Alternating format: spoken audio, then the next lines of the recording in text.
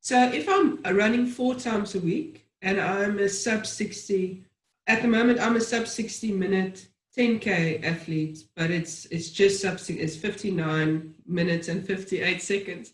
And I want to become a sub 55. I got there. And I want to become a sub. In 12 weeks, I want to do the 10K peace run in sub 55. Where should I start, and what should my training look like in the next 12 weeks? Okay, so a 10 kilometer in, let's round it off and say 60 minutes is 6 minutes per K. So that means that you can comfortably get through 6 minutes per K, and you can do it for a 10 kilometer. If you look at a 55 minute, that's 30 seconds per kilometer you've got to take off. If you had to do 1 kilometer fast down the road and run, you'd probably go, oh, this is easy. I can do 5.5 minutes, okay, because that's what you need to do it at. But you need to be able to do 10 of those. So you've got to break it down into bite-sized pieces. Somebody who's already run 10Ks has got some of that base training I've been talking about. Their body is already in the adaptation phase to training. So they're not a complete beginner, they're not a complete newbie. So now you can start, and you have to, obviously, to get speed work, you have to now start adding in interval sessions. So let's go back to that runner doing 4 times per week as a base minimum training. One of those is your longer run, which is slow, steady, long run, easy pace, not about race pace. It's about an easy run. One session in the week will just be a shorter, I always add in a hill session, not hill reps or anything like that, just running on a hilly course. Once again, not watching the clock, just going for a run. Those are 2 runs, which are just what we call base miles. It's just to build up mileage. Then you can look at another 2 sessions in the week where you want to now start adapting your body to be able to run at 5.5 minutes a K, because that's what you're asking it to do. You can't just go and do, going out there and expect to be able to run 10 kilometers because you can run 5 kilometers at 5.5 minutes a K, because it's double the distance. So start off with what I call baby steps. Go out and do a warm-up, say 15 minutes or 10 minutes of a warm-up. Then start with the kilometer. We've all got these nice fancy watches that we can set and look at. Start with 1 kilometer and have a look at a 1 kilometer. For 1 kilometer, you want to be able to run at 5.5 minutes a K. Once you've done 1 kilometer, 5.5 minutes a K, you can lap your watch. I'll chat about that now. And then I want you to walk for 90 seconds. Bring your heart rate down, watch your heart rate on the monitor. If you don't have a heart rate monitor, it's not important. Take some deep breaths, slow your breathing down, and get yourself to recover. Then you go and do another 1 kilometer like that. And let's say your first session, you manage 3 of those, where you are running at what we call race pace, 5.5 minutes a K, and then you've got a recovery in between. The next week, which might be your build week 2, as we've spoken about before, build week 1 and 2, the next week, let's say you've done 3 1 kilometer reps, you now want to be able to do a 1.5 kilometer. And maybe you're only going to try 2 of them, but you need to be running at 5.5 minutes a K. And as you go down the line, you'll end up getting to a 5 kilometer at 5.5 minutes a K. So you're doing a 5K time trial, but you're doing it at what we call race pace, which your goal for this race would be 5.5 minutes per K. Because if you train your body to be able to run at that pace in your training, when it comes to race day, you're used to it. It's not now suddenly where people go, oh, I went out too hard, I was running too fast, I was doing fine. This is my common comment I hear from people. I was doing absolutely fine until I hit 7 kilometers, the wheels fell off, and I had to walk the entire way back to the finish line at 8 minutes a K.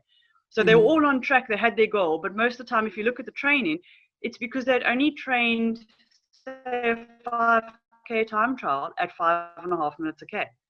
So they could manage another 2 kilometers because there was a crowd and a cheers around and your friends and whatever else. But there is the body can only do what it's been taught to do. And you get taught something through practice. And exercise and running is exactly the same. You've got to practice. Your body needs to know what it feels like to run at 5.5 minutes a K. So start off with bite-sized chunks, 1Ks, 2Ks, and then you end up at a 5K. And eventually you're doing one of your runs that you're doing out of your 4 in a week is you don't do a 10K time trial, but you are doing a 10K at race pace. You might only get to 8Ks at race pace, and that will be within 12 weeks. That will be where you get to, Because yes, when it comes to race day, there is a bit of a motivation, a drive around. There's people, you do run a bit harder, you are able to go longer than what you thought you could. So often in races, people do a lot better than what they think they can. But you want to make sure, if you want to enjoy the race, and you actually want to make sure you're going to get through and not just be coming in at 54 minutes and 58. What did you say, Liesl? 58 2 seconds off. You don't want to be where you're absolutely flatlining with a red heart rate, to get through to the finish line in time. But if you want to actually enjoy it, train yourself, train your body, train your legs, and train your mind to be able to run at that pace so it becomes second nature. I just wanted to make a comment because I find a lot of people are struggling and they forget about the function on your actual watches that you were using, the Garmin's and your Polos and whatever else. Look at what your watch is set at, because there is what we call your actual running pace that you're running at, and then there's a lap pace that you run at. So, or an average pace that you're running at. So people get confused when they go out for a run and they look at their watch and they go, but it's on my actual pace. Yeah, but you go uphill, you go downhill, you run around a corner and go slower or something. And then they struggle to say, how do I know when I'm running at 5.5 minutes a K? You'll watch when you're trying to watch your actual pace that you're running at, you've got to be looking what your actual pace is. So when I was talking about your 1 kilometer reps that you've got to do, and you want to see you running at 5.5 minutes per K, your watch has to be set on actual. What am I actually running right now?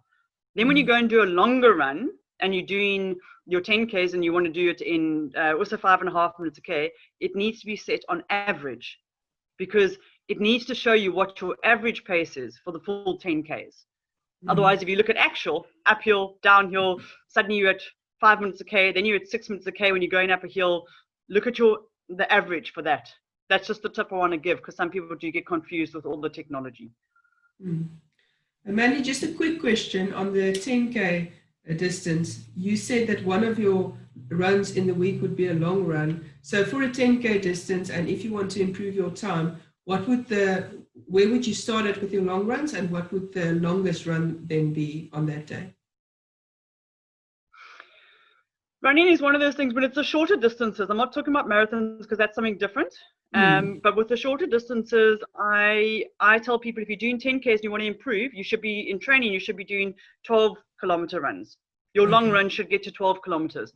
Reason being is that you can use a 1 kilometer as a warm-up. You can run a good, nice 10-kilometer at race pace if that's what your session's for, and then you can use the 1 kilometer as a cool down. It was from a psychological point of view. Do you know how many times I've had athletes where they're training for 10 kilometers and their longest run they managed to get to is, for example, 7 or 8 kilometers. But psychologically, when they get there in a race, they almost have that same mental block because they haven't run further than that in a distance. So once again, practice what you want to actually achieve on the day. If you want to run 10 kilometers, run 10 kilometers. If that is your base fitness, that all you can get through is 10 kilometers, that's fine. But if you want to improve your time, start looking at 12 kilometers. So your long run, remember 4 sessions in a week minimum. Your long run, remember, is not about pacing. Your long run on these particular sessions is about, you're building up to your 12Ks, and it's about time on the legs. It's about getting used to being able to run consistently for 12 kilometers, up to 12 kilometers. Then you're going to have one of your sessions within a week where it's going to be your interval sessions, like I've said. So 1 kilometer reps, and adding onto that and maybe end up being a 5K time trial. Maybe a 5K time trial you look at doing once per month leading up to your race. It's a good test to see where's your pace at. Some people can take their 5 kilometer time trial pace and just add on 20 seconds on average, and that gives you what your 10 kilometer pacing should be. So you can't go out at a 5 kilometer time trial pace for your 10Ks and expect to be able to survive the full 10Ks of the race. Rather, add 20 seconds onto your time trial pace and go out slower. And if you get to 8 kilometers into the race and you're feeling fantastic and good to go, then give it your all. But rather do that than go out too hard, get to 7, 8 kilometers, you've got nothing left in the tank and you end up having to walk. It's not, it's about, and I always say to people, try and listen to, be in tune with your body and try and listen to how it's feeling. Because sometimes in a race, you might have gone up a hill, you might have had something to drink, your heart rate might be a bit high. just take some deep breaths. You can just run a little bit of a slower pace. Sometimes adding in a 20-second walk, walk from here to the next lamppost. Just lower your heart rate, deep breathing, lower your heart rate, reset yourself in your mind and your body, and off you go again. And you don't actually end up losing time or anything. You actually end up gaining, versus just trying to go all out at a high heart rate, and then you just don't enjoy it. To me, it's about enjoyment. Be strong.